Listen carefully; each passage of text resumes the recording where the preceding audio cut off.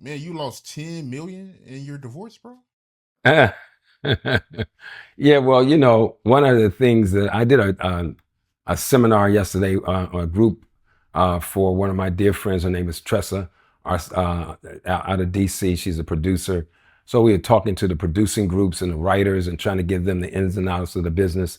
And one of the things that I try to do is when I do lectures, I have one slated hopefully to do at Norfolk State, and I want to take it around to the HBCUs, evening with Clifton Powell.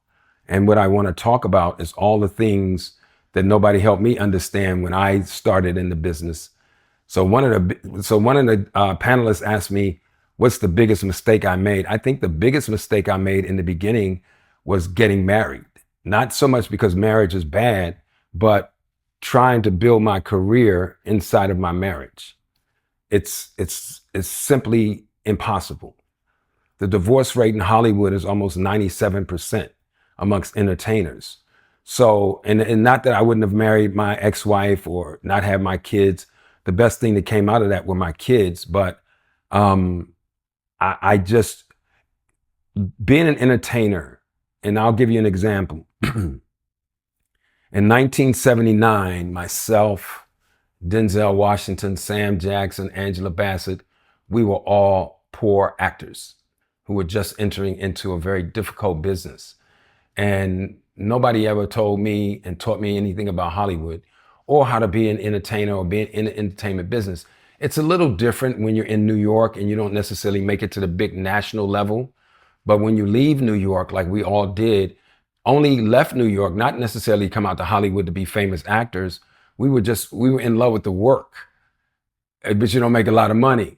So when you come out to Hollywood, the next thing you know, you do rock. And then from rock, you do Minister Society. And then from Minister, you do Dead Presidents. And then I went on a 35-year run, where I did Rush Hour, Next Friday, Phantoms, Deep Rising, and all the movies that people have Ray and all the movies that people have seen me in. And inside of that has its own, the trajectory in the arts has its own isolated energy. And it takes all of your time and all of your energy. You barely have enough time for your wife and your kids. And I didn't understand that.